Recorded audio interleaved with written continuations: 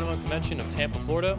Up next, returning alumni speaker of the 21 Convention, Bill DeSimone. He is the author of Moment Arm Exercise and Congruent Exercise, which I have called the greatest exercise manual in history, and I actually maintain that, even though it's a really huge, grandiose statement. The books you've written are really influential to my life, and I think they're, as I've said, some of the greatest books, including and especially Congruent Exercise, the best manuals on exercise ever written. So please help me welcome to the stage, Bill DeSimone. Thank you. All right, so let me just lower the expectation a little bit. Speakers today, PhD, later, PhD, 2 days ago, PhD, personal trainer, certified personal trainer. But I do have a niche which has become what I'm calling joint-friendly fitness, so my talk today and my work in general is all about avoiding injuries from your workout, which for many years I thought was kind of unnecessary to say because, you know, what would be more counterproductive than getting hurt exercising, right? Theoretically, you're exercising to benefit your body, so to me, getting hurt exercising completely defeats the purpose. So here's the first tip, write this down. If you want to know what's going to be successful in the future, ask me and bet the other way. Because now, the most popular exercise fad around, that I won't name for the same reason that James didn't name them, the most popular exercise fad around not only dismisses the risk of exercise, but it glorifies the injuries. So in the last year especially, there have been these reports of these really catastrophic injuries coming about from this activity. And not from bloggers looking to be provocative, but from, you know, actual news organizations, right? So this first link is from Outside Magazine Online, and they have a series of articles over the last year, both pro and con, and they take great delight in the reaction they get from this group whenever they run a con article. The next one from Time, last January they did in a print edition, they did a multi-page article also on the pros and cons. Very fair. And most recently, Outside the Lines, the ESPN show, did an investigative story also with the pros and cons. And that's particularly interesting because ESPN also broadcasts the Reebok CrossFit Championships. So they were really, you know, risking biting the hand that feeds them. Now, the ESPN one especially, they lead with the story of a guy, and they show the video, security camera video. Guy is doing their version of hanging leg raises, arms on a bar, except unlike, say, a HIIT or a super slow version, he's kicking his legs up to the bar and dropping his legs back, and then kicking them up and dropping them back. And he's attempting to do 40 repetitions with the instructor right next to him, egging him on. Rep 30, he lets go of the bar with his feet up at the bar, literally bashes his head in on the concrete floor, to the point where he gets last rites and it looks like it's over, and he somehow manages to recover. And his response was, well, it almost killed me, but since I was in such good shape from it, it also saved my life. I can't wait to get back. Okay. Now, just to be fair though, all right, in 2011, the very first page of Congruent Exercise, I discussed 5 examples of catastrophic injuries that came out of conventional weight training and bodybuilding. So the first one, I saw this in the early 70s, guy chokes to death in his basement after missing a barbell bench press. Bar rolls to his throat, chokes to death. The next one from Flex magazine,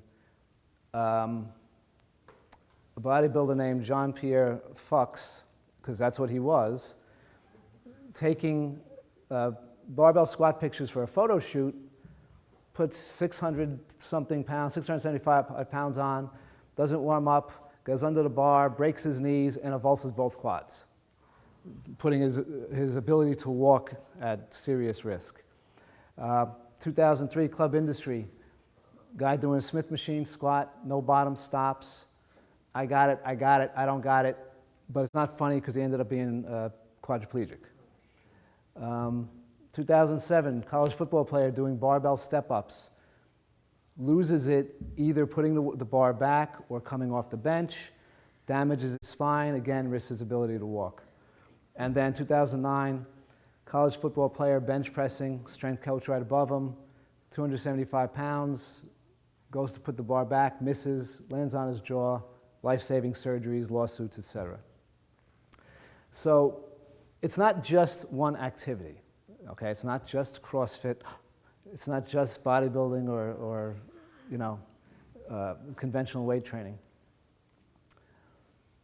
So now what happens when these type of accidents happen is the apologists or the defenders, they immediately say, well, accidents happen, or they say, well, the person did something wrong, or they had some kind of pre-existing condition. And all of that can be true, but there's a lot of other things that come into play here leading to these injuries. Okay, so one is, and I'll let Eric decide what the real proper term for this is, this all or nothing type thinking, all right? One of the biggest barriers to training is injury. If I sat on a couch, I wouldn't have injuries, but I'd probably be a candidate for diabetes or heart disease, who happens to be a CrossFit age group champion. Okay? Now, first of all, notice he doesn't say the biggest barrier to winning is injury. The biggest barrier to competition, competing, is injury. To training, he's not even near the competition. Okay? So if you want to justify getting injured in a competition because you're caught up in trying to win, that's one thing. But he didn't even get to there with that statement. So, and again, with my amateurish logic, that's a false choice. The choice isn't train so hard you cripple yourself or shrivel up and die. There's a whole middle range of things that maybe you won't be a champion, but you'll certainly benefit from. You don't have to decide shrivel up and die or cripple myself. Again, to be fair, that's not new, okay? This guy, a doctor named Merkin, wrote one of the first pop sports medicine books in the 1970s. And this idea was picked up by his other Dr. Goldman, who pursued it in the 80s and 90s, which is, if I gave you a pill and it would guarantee you'd be a champion, but it would kill you, would you take it? And methodology aside, and whatever other quibbles people had aside, a lot of people said yes. So that type of thinking, it's not just CrossFit. It's been around for a while. Ultimately, like that's a false choice. Ultimately, you have to decide that. In the 70s, I had the opportunity to get involved with steroids on a personal level. And one of the scare tactics they were using at the time was that steroids will give you cancer. And at the time I had this opportunity, my father was in the hospital with cancer. So it didn't seem to be a smart move on my part. Okay? And since then, I may or may not have had the potential to make some noise in bodybuilding, given genetics and whatever. But again, getting back to what I said, if you want to know what's going to be successful in the future, I said, well, what am I going to do this for? A plastic trophy? Who cares? Of course, 10 years after that, big money professional athletes were using steroids, actors were using steroids, singers and performers were using steroids, so that knowledge would have come in handy. But again, that's a choice you make, right? Whether you'll do something that will kill you if it makes you a winner. But where the work I'm doing comes in is in this part. So what I call a disconnect between exercise and biomechanics.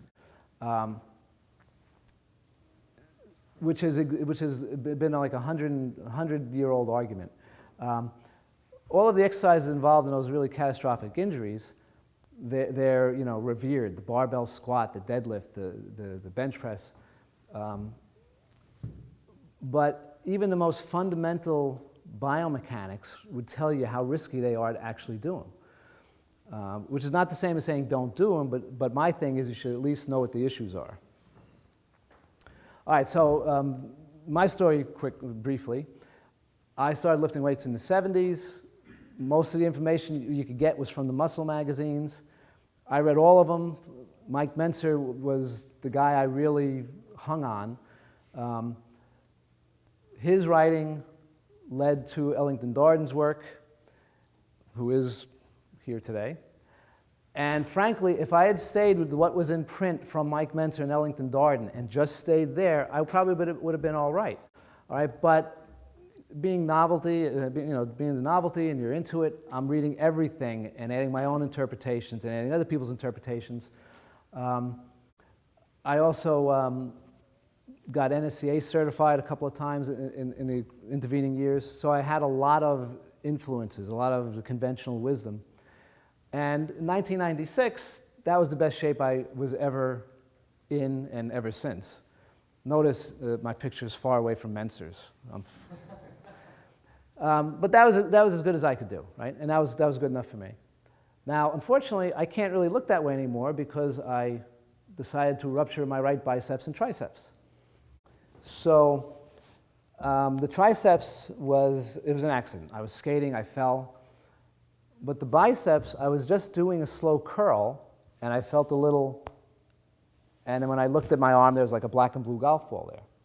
So that got my attention, especially considering that I thought I knew all of this stuff about exercise, and this was 1998, so that means I had been, at that point, it was 25 years that I'd been working out and thinking I was reading all this stuff. Then the other thing that got my attention was after everything healed, in some exercises, I didn't lose any strength whatsoever. And in other exercises, I couldn't even get into position. The shoulder was unstable, I couldn't hold the position. So I put all the NSCA stuff, all the muscle magazines, all the HIIT stuff aside, and I went to friends of mine's, physical therapist friends of mine's, anatomy and biomechanics books. These two being especially useful, Brunstrom's Clinical Kinesiology and Vogel's Prime Mover. And what I found there was very different than what I had found in the muscle media. So for my own self, I rearranged and rethought how I exercised, which then led to moment arm exercise, congruent exercise, videos, etc. So, and what I did was, the biomechanics textbooks are very, very dense, and they're really not written with lifting heavy things in mind. So what I settled on was this sort of process, right? I would start with something like a barbell curl, if you've seen the curl video. And then I would try to figure out what the issues were biomechanically, and then either tweak it or use an alternative exercise or just discard the idea completely. Side note, if I had kind of learned over the last 20 years instead of when I did, this would have been much more difficult because of this emphasis on whole body movements, where there's just too many moving parts. You really can't, I don't really think you can get as precise a handle. So for instance, if you're looking at curls, it's elbow flexion, pretty cut and dry. When you get into these whole body movements, much more difficult. And again, how I interpreted biomechanics was how the bones and muscles of the spine handle load, how the shapes and connections of the joints affect movement. They're not all 90 degrees and they're not all hinges. And then how to apply and resist force, specifically with lifting weights for exercise in mind.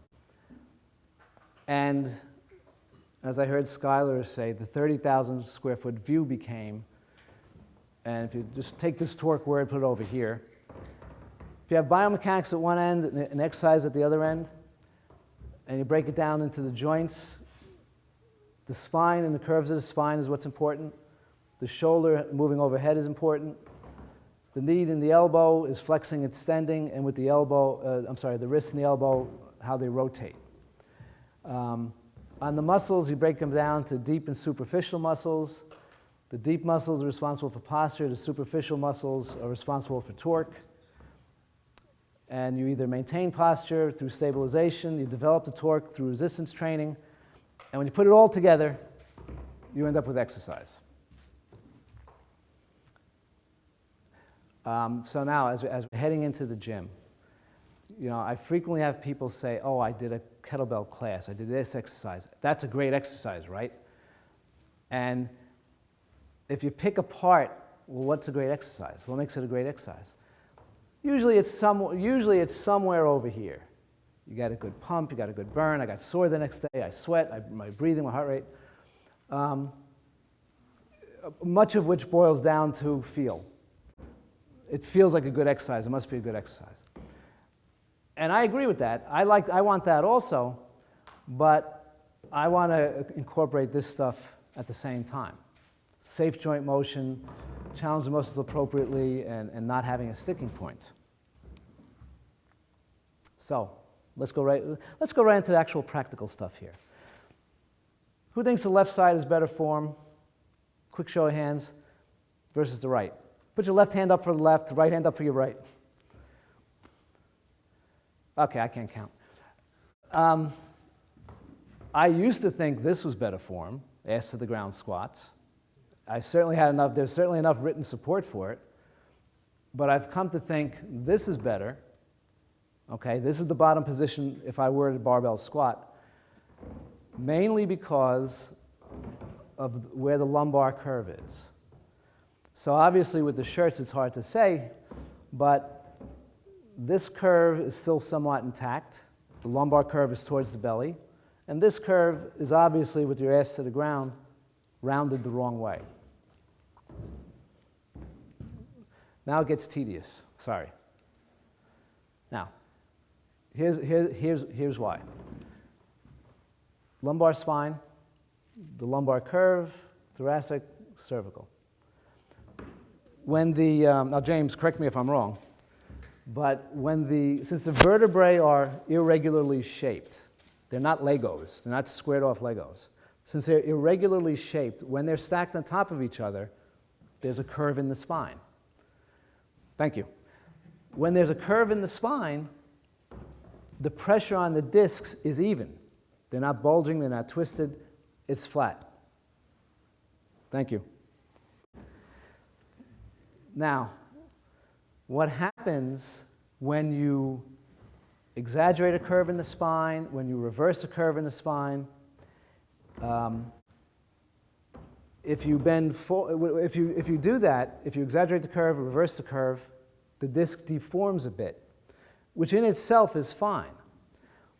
But do it over a lifetime, do it through manual labor, do it through repetitive motion, do it through exercise, and eventually you come up to either a disc herniation, ruptured disc, compressing the nerves.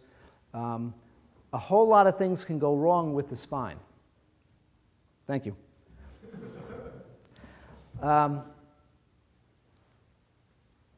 So getting back to this one, let's assume I'm not lying and the lumbar curve is folded the wrong way, right?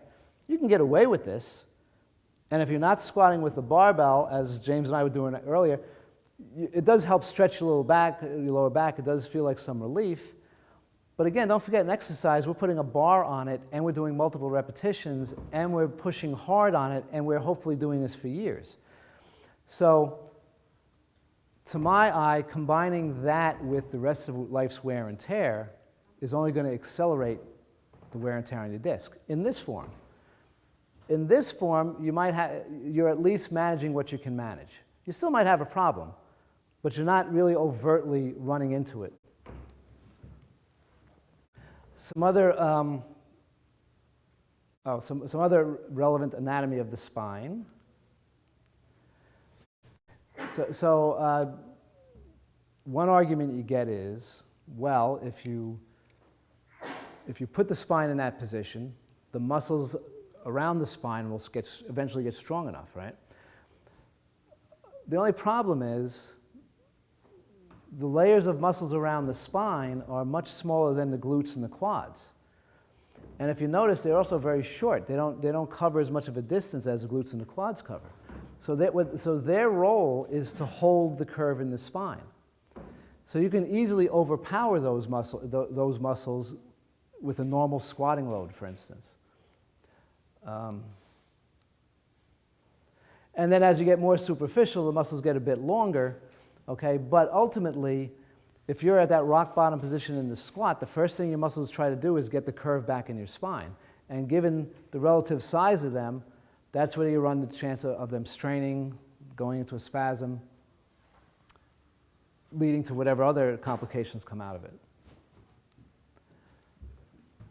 So, very common guidelines for the spine, right? Don't load in flexion.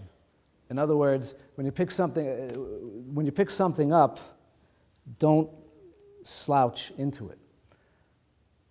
Turn, don't twist, right? You never see a baseball player lock his legs in place and try to hit this way. It's a turn. The hips turn, the body follows. A boxer, a tennis player. The reason why you turn, you don't twist is the disc is between the vertebrae. If you twist the vertebrae, it's like wringing out a dish towel. And again, it allows it, but it's not the best thing for it over time. And again, especially say in sports, you're trying to apply force, speed, repetitions. So turn, don't twist is another one of these cliches. And then for manual labor, lift with your legs, not your back, which really means hold your back fairly stiff while your bigger muscles of your legs lift the object.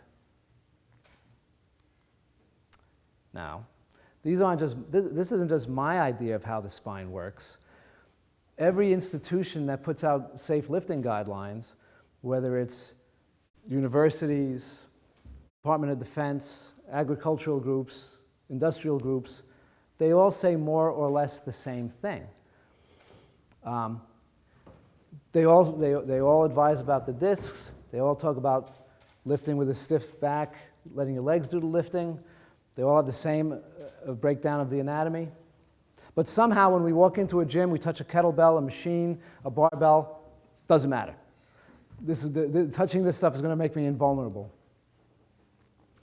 All right, so getting back to the general idea of avoiding injury from your workout, it's really not a question about being the exercise police. You know, don't do this exercise, don't use that brand name. It's a question of, given your choice of the exercise you have, how likely are you to keep the safe posture in the back for right now? And again, rather than just blanket not do the exercise, know what the issues are, and then you can decide. All right? So unless you're powerlifting where you have to do those 3 exercises, you've got a pretty wide range of things that all, in effect, do much of the same thing. So back in the gym, and now we're going to get into the raw preference section here. I personally don't barbell squat anymore. Whatever magic it has, it's just not worth the aggravation to my back.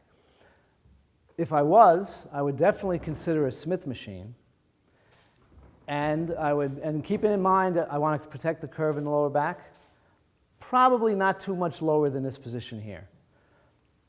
And then the other thing I would do is you have to use the bottom stops, because if you descend too low, you're going to have that big moment arm when your thigh goes vertical, and you get crushed, like the poor guy I mentioned in the first slide.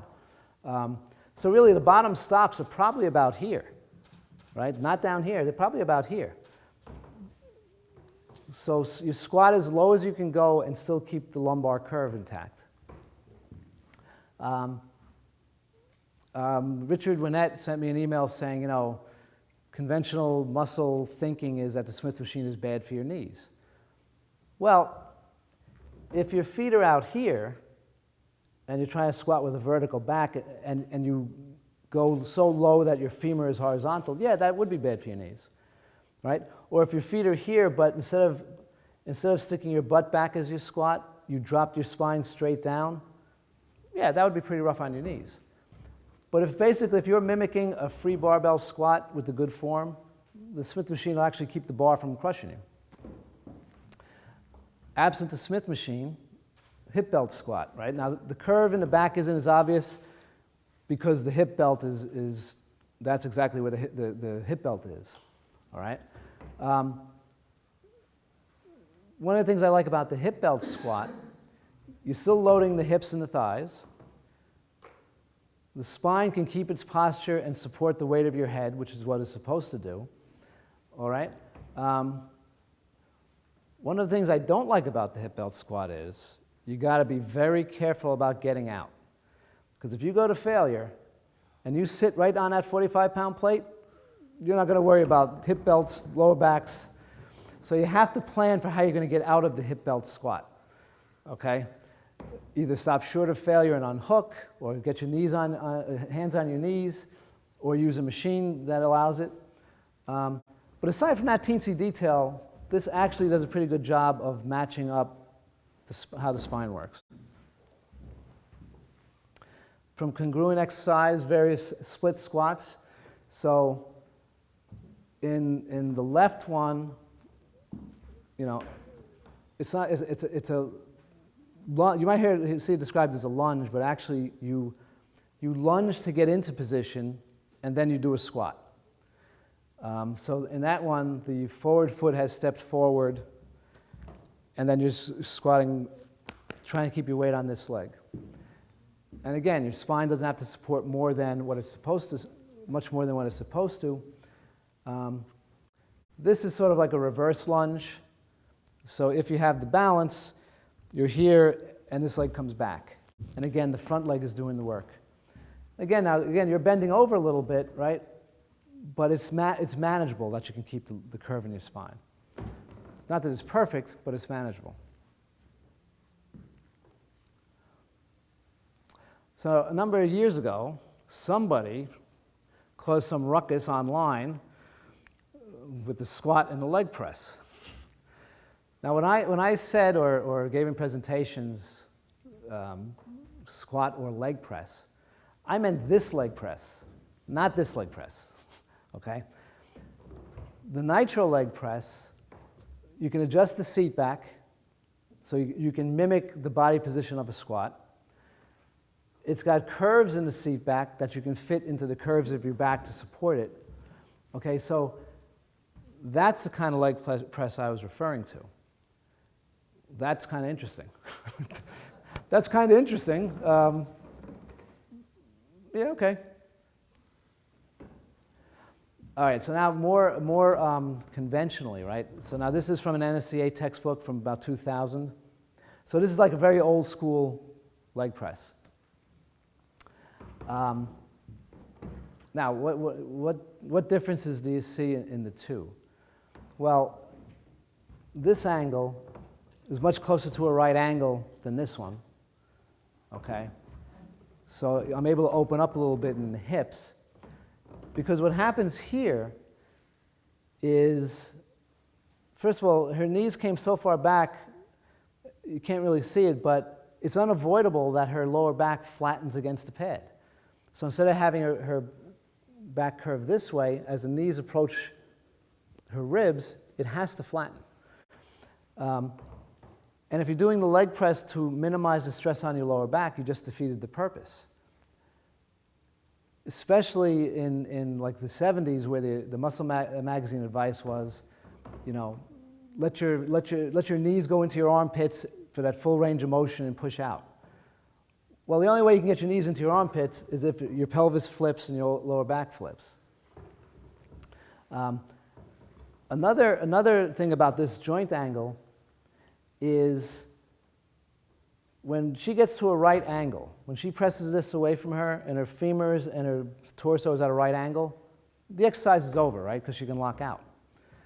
But the joint angle for where the glutes are strongest is a little bit further out than that, which you can't possibly reach here. So while this is very uncomfortable, especially at the bottom position, it doesn't necessarily, it's not exactly the right kind of challenge. It's only uncomfortable because of the compression at the hips and your lower back.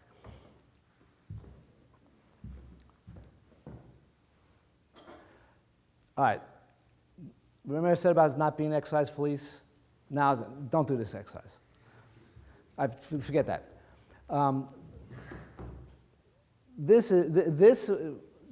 The example I mentioned, college football player doing barbell step-ups, and he either stepped off at the end of the set, twisted his ankle, dropped the bar, damaged his spine, or he had the bar here, he turned around to bring it back to the rack, and he lost control of it and then injured his spine.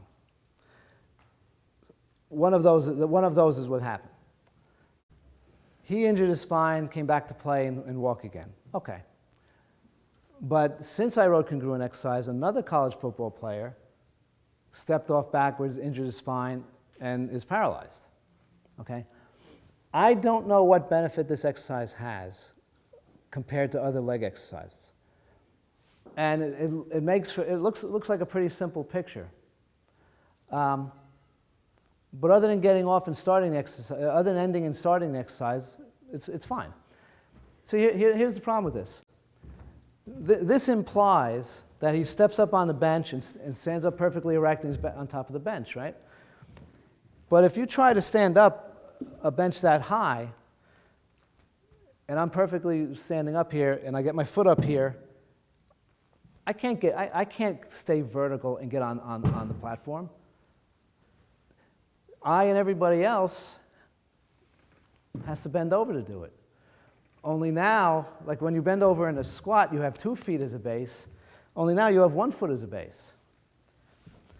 So unless you're using a step, like a regular conventional architectural step, you can't get on top of the bench without bending over with the barbell on your back on 1 foot.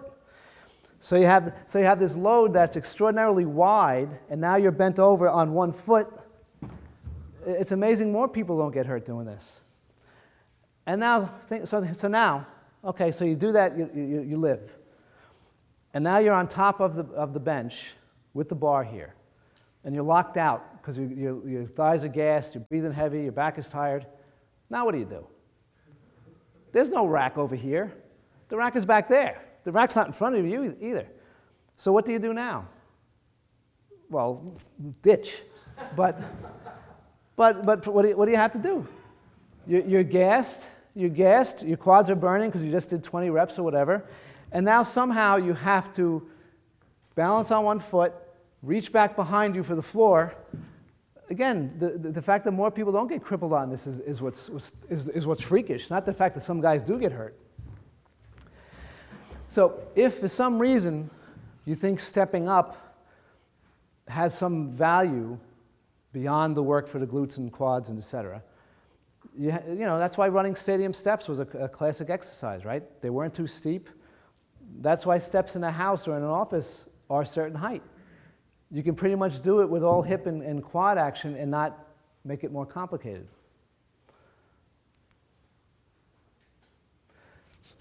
Also from the 2000 NSCA textbook. Same exercise, different parts of the book, okay?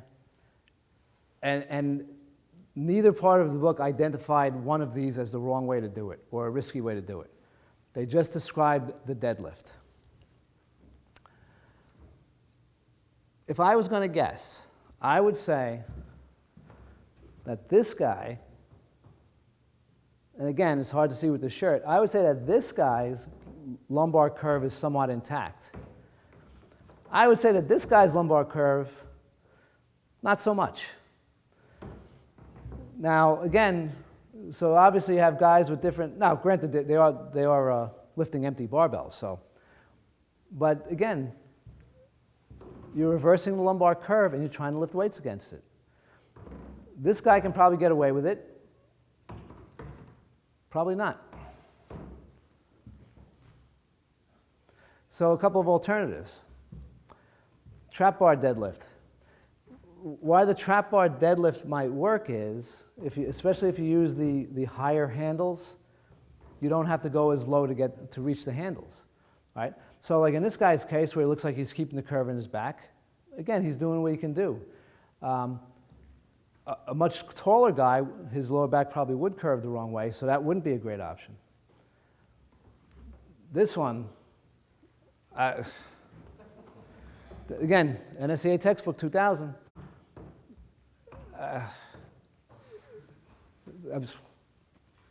I mean, it's just so obviously his lower back is bending the wrong way. Now, what you could do if, again, you for whatever reason like the deadlift, the straight leg deadlift, stiff leg deadlift, you could lower, you need another set of eyes, a mirror, a video. You could lower as far as you can go, and then when you feel you lose it, then this is your marker. So your deadlift would be here instead of here. But, I mean, that's like classic. You would never get away with lifting that way, like with occupational health nurses around. But because you walked into a gym, it's different. Kettlebells, okay? Now, in Pavel's Enter the Kettlebell book, amidst all the bullshit and all the cutesy stuff, there's actually some good instruction in there. And he actually pretty much says, do 2 exercises, 2-arm swing and another exercise I don't like. But he basically says master 2, right? Well, no one goes to a kettlebell class and just does 2 exercises. You're not going to say, no one does a kettlebell DVD focusing on 2 exercises. It's always a bunch of things that a dumbbell would be better served. There's nothing unique to the kettlebell. But with the 2-arm, and the reason why I was looking into this is I'm trying to figure out the fascination with the kettlebells. Like, what's so unique about them? What makes them better than a rock or a cinder block or a dumbbell?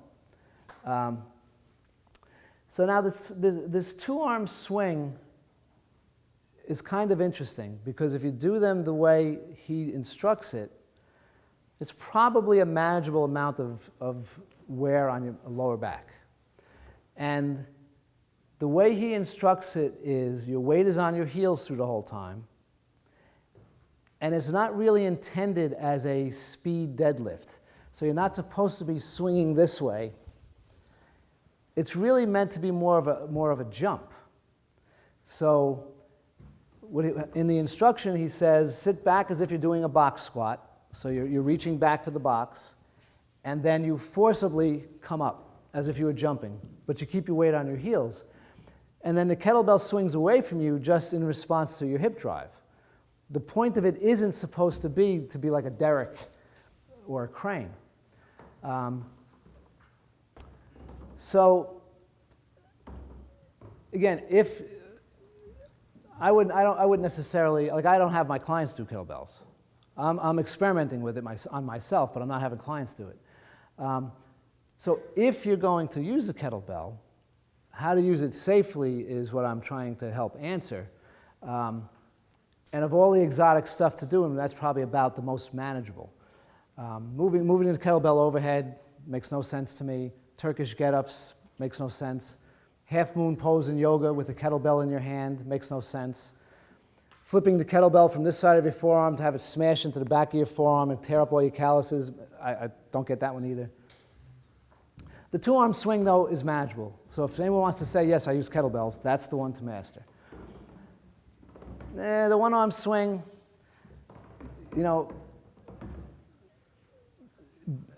getting back to the disc health argument, bent and rotated is considered, James, one of the worst positions to put the discs in, right? So if you flex the spine and rotate at the same time, not only are you pinching it on one side, you're wringing it at the same time. So that's considered like one of the worst postures for your disc health. Well, obviously, if you have the kettlebell with one hand, you really run the risk of the kettlebell pulling you into a bent and rotated position. So that one, maybe. This one, I'd be very leery of. I really think there might be something, getting back to that list of what makes a good exercise. The left side where it's feel. Okay, I'll give that one. I'll give it to that one. But that seems to be the most manageable way of handling your back. The 1-arm variations, not too much. And if you're really, a lightweight, and you want to train the muscles of your lower back specifically, like a spine extension over a ball, over a 45-degree hyperextension bench. The important part, though, is to break the knees when you're stretched out. Because if you don't break at the knee, if this knee is straight, what happens is your hamstrings connect your shin to your pelvis. If the hamstring goes straight and your torso comes down, your pelvis is locked into position, and so all the movement has to come out of your lower back.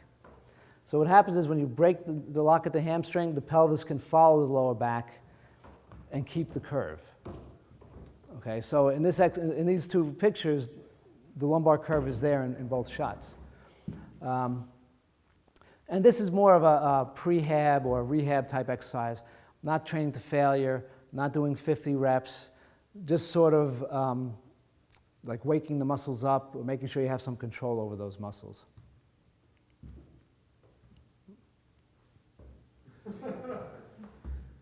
Zip, nothing, I got nothing. I don't know what, so. All right, so 3 things you can do right away Monday when you go to work out, if you need to make this easier on your joints. And by the way, it's also, the classic way of handling this is, well, nothing hurts, so why should I change? Because that's what I did. Nothing hurt, so I didn't change until I was 40 and everything hurt. So if nothing hurts, file this stuff away, and when things start to hurt, you have an idea where the answer might be. If things hurt, you can do these three things right away to make it easier on your joints. Don't let the weight or the machine push you into a stretch. Okay? You're probably putting the joint in a vulnerable position if you do that. Always try to maintain the lumbar curve. And I didn't go into too much upper body stuff, but try to keep your hands in your peripheral vision. So if you're looking straight ahead on a machine, let's say it's a pec fly, if you can see your hands in your peripheral vision, you're okay. Once you start coming back here, you're probably overstretching the joint. And that gives you a little bit of a margin of error, but it's a rule of thumb. So whether you're doing a chin-up and you're either here versus here, or some kind of a press, if you can see your hands in the peripheral vision, you have a little bit of a margin of error. And again, you don't have to be perfect, but if you aim for perfect, then the natural, if you fall short, you still have a lot of margin of error. If you aim to be sloppy, you don't have any margin of error. And none of this guarantees that you won't get hurt. Like, I don't know, and you may not know, what you've done physically prior to walking in the gym that already wore out a joint. When I was a kid, I remember subluxing a shoulder in a pool, swimming, and all of a sudden my shoulder popped out of joint and someone jammed it back into place. And years later, I ruptured the bicep and tricep on the other side, so it made no sense. But my point being is, that's not the type of thing you regularly think of. You don't really remember, gee, I fell this way, maybe this joint is a little weak. And three like little cliches you can drop on message boards, be short and punchy. It can be effective without being excessive. Challenge your fitness, not your safety. And at this point, I want to work out smarter, then work out harder. So it's one thing to just try to brute force your way into being in shape. I'd rather know what I'm doing, do it safely, and then worry about how to make it harder. Any questions?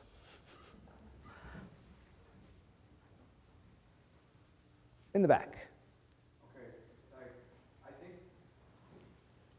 I think the big reason why people are proponents of going down low in the squat is they argue that you needed to work your hips and certain muscles that you don't hit with a half squat. So what do you? I've read that also. I don't see that there's any foundation. I don't think there's any real support for that argument. I've read that also. I forget. I don't know if it's CrossFit or Dan John. And the thinking is by squatting so deep, you're training the deep muscles, right? There are safer ways to train the deep muscles, though. It still doesn't get around the fact that you've reversed the lumbar curve.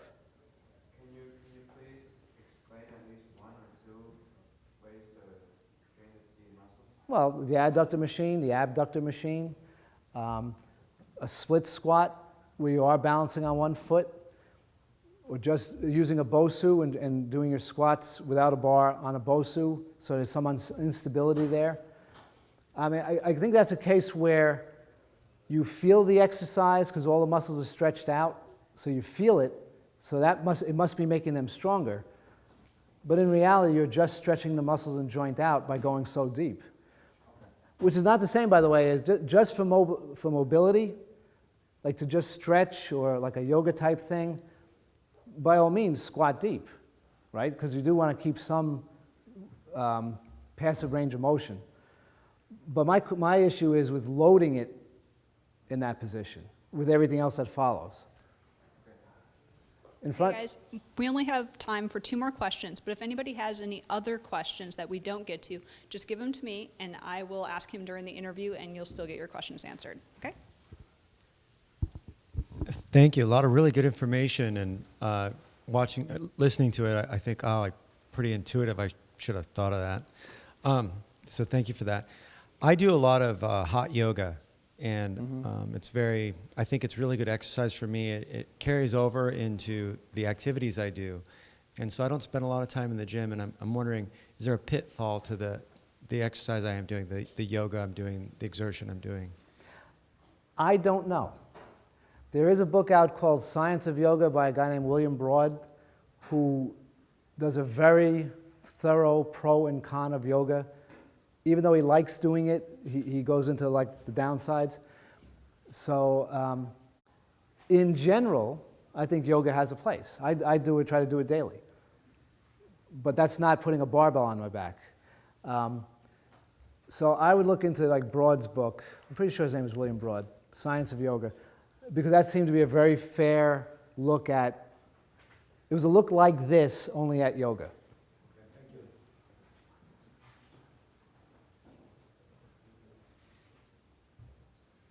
I train alone, Right. and so I try to stick to machines, but listening to your talk, it doesn't seem like a lot of them are going to be well suited to joint health. There are a lot of the lower quality machines. What would be your advice to me in the gym? Don't let the weight push you into a stretch. You know, yes, there are a lot of low quality machines out there, right? And everyone has their opinion as to which are low quality. But your joints and body is the same from machine to machine. So the idea is to figure out what the joint positions are that are safe for you and use that regardless of the name on the machine. So for instance, if I was doing a chest press, I would no longer come all the way back here. All right, I would stop it here. And again, hands are in peripheral vision. So I stop here, whether it's a nitro chest press, whether it's a push-up on the floor, whether it's an old universal bench press. Don't let the weight push you into a stretch. Hands in peripheral vision. But the thing is to understand what your joints are supposed to do and get the sense of where that is, right? And use that on the machine regardless of what the machine tells you to do. Machines by definition aren't the enemy. You know, there's this myth about barbells are better for stabilization, functional activities, and machines aren't. But you could be doing a barbell curl and be all over the place, or be doing a seated machine curl with perfect posture. It's what your body's doing on it, not what the exercise asks you to do.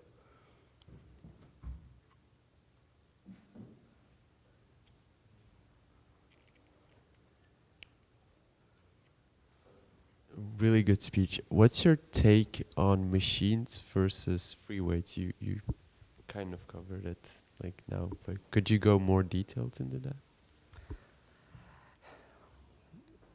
Without really boring the hell out of everybody, because the problem is there's so many different machine designs out there that just to say a brand name doesn't do it justice, because there's, within the same brand name, different years, you have wildly different designs. I don't think machines interfere with your athleticism, power, any of that stuff. I think it's perfectly legitimate to train safely on machines, because you can, a machine that you can set the bottom stop on you got to try to get hurt. You really have to try. So you manage your posture on the machine, you do the exercise, and then you go practice your sport, or your martial art, or dance, or whatever it is. On the other hand, if all you have access to is free weights, same thing. Manage your posture, do the exercise under control. Don't put your joints into strange positions, vulnerable positions. Ultimately, it boils down to preference, right? So if someone comes to me and says, I have access to this kind of machine, I'll say, all right, here's how you should use it. Here's specifically how to use it. If someone comes to me and says, I only have dumbbells and a chinning bar at home, I'll help them figure that out also. Again, it's what you do with your body. I don't think by definition machines are bad, but some are terrible. Some are just badly designed, they're rickety, the angles are terrible, and they're like unfixably terrible. Okay? We got one more over here. Okay, I'll get you after. So thanks for the speech first, and my question is, if you had to pick 5 basic exercises, which one would they be? Nitro leg press, well, in my studio, nitro leg press, nitro vertical chest, assisted chin, 3, 5, huh? Maybe the crunch over the ball, and because I'm vain, incline curls with the dumbbells. Right? Completely non-functional, but if I was working out in a home gym, I would think of wall sit for the quads, push up, maybe with elastics once body weight was once you mastered body weight. I'd rather people use an elastic over their back for resistance rather than go between chairs and use the distance. So what I say, wall sit, push up with the elastic band, chin up if you can do it, a 1 dumbbell row, 1, 2, 3, curls again, and also for vanity, maybe a side raise. However, it's entirely possible that leg press, chest press, and some kind of pull gives you 90% of what you're going to get out of weight training. It's entirely possible. It might be boring, but if that's not a concern, then yeah, those 3 might do it. All right, thanks. Thank you, Bill.